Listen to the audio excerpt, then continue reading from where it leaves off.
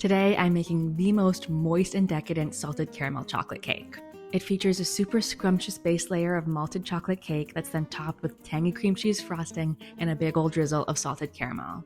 Plus, every single element of the cake is homemade, and I promise it's going to be way easier than you think. Now, this cake relies on one very important special ingredient, and that is Guinness beer.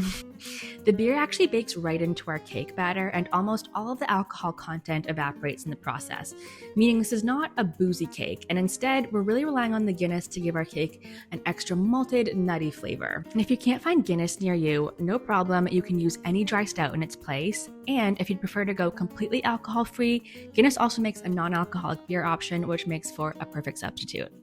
Now, you may have heard of Guinness chocolate cake before, but what really sets this version apart is the thick layer of homemade salted caramel that goes on top. It ends up making it taste like a cross between chocolate cake and sticky toffee pudding. It is an absolutely unreal flavor combination. The other secret ingredient in this cake is sour cream. And if you're only used to putting sour cream on your nachos or baked potatoes, you're in for such a treat because when it's added to cake batter, it becomes a tenderizer. And what that means is it adds a lot of moisture to your cake batter without thinning it out. So essentially, you're ending up with an extra moist cake but with a very fine and tender crumb. To get started, we'll crack open our Guinness, measure out 1 cup's worth, and add it to a large mixing bowl. Next, we'll add in 3/4 of a cup of vegetable oil. I used canola. Then we'll add in 3/4 of a cup of cocoa powder, 2 teaspoons of espresso powder, and 2 cups of sugar.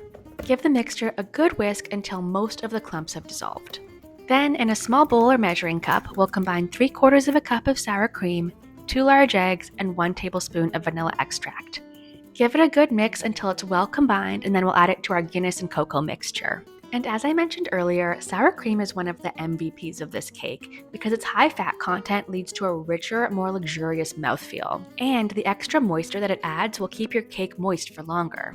Once that's combined, we'll go in with 2.5 teaspoons of baking soda and 2 cups of all-purpose flour. Whisk that together as best you can, but don't worry if you still end up with some lumps because these will disappear as the cake bakes.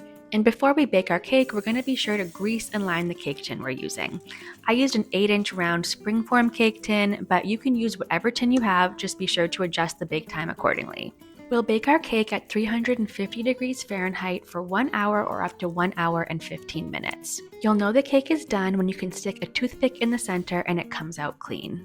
While the cake bakes, we'll get started on our cream cheese frosting. And my number 1 tip for making cream cheese frosting is to be sure to sift your icing sugar first. This way you'll end up with a nice smooth frosting that doesn't have any clumps. And my favorite way to make cream cheese frosting is actually in the food processor because it is so easy. Directly in the bowl of the food processor, we'll combine 8 ounces of cold cream cheese cut into cubes, 6 tablespoons of softened butter, 2 teaspoons of vanilla, and 1.5 cups of that sifted icing sugar. Blitz that in the food processor until it's smooth and creamy and all of the icing sugar is mixed in, and voila, you just made the easiest ever cream cheese frosting. Now, I think 1.5 cups of icing sugar is perfect in this recipe, but be sure to give it a quick taste test and feel free to add more icing sugar as needed. Once that's done, we'll move on to our homemade salted caramel. In a small saucepan over medium-high heat, we'll combine 3/4 of a cup of sugar and 1/8 of a cup of water. Cook this for about 10 to 15 minutes or until it starts to turn a deep golden brown, just like this. Once it looks like this, it's time to remove it from the heat and stir in 6 tablespoons of whipping cream. Then we'll go in with a 1/2 teaspoon of salt and a 1/4 cup of unsalted butter. And as a heads up, this caramel is super hot, so I like to wear an oven mitt when I first start stirring just to protect my hand in case there are any splatters.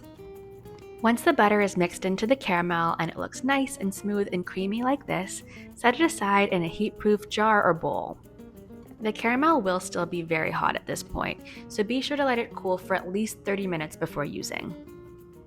And by this point, your cake should be just about done baking, so let it cool directly in the cake tin on a cooling rack until it's reached about room temperature. Then it's time to unmold and start decorating. And one of my favorite things about this recipe is that the cream cheese frosting really doesn't need to be too perfect or smooth on top of the cake. My one piece of advice is to spread the frosting slightly thinner in the middle of the cake. That way the caramel has somewhere to settle and doesn't end up oozing out over the edges of the cake.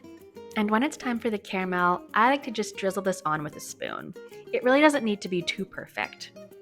You can also use your spoon to spread the caramel out more evenly, but I always find that the caramel just naturally settles into a nice smooth layer on its own anyway. And once the caramel is in a nice thick layer on top of the cake, it's time to sprinkle it generously with flaky sea salt. The contrast between the flaky salt on top of the cake and the rich flavors of the cake and frosting and caramel is so satisfying. Now, I like to slice into my cake when the caramel is still nice and gooey like this, but if you want your caramel to set a little bit more, just pop it into the fridge for 30 minutes and it'll harden right up. Okay, it's finally time for a taste test and I am so excited. I mean, just look at that dense, rich chocolate cake. Seriously, what dreams are made of.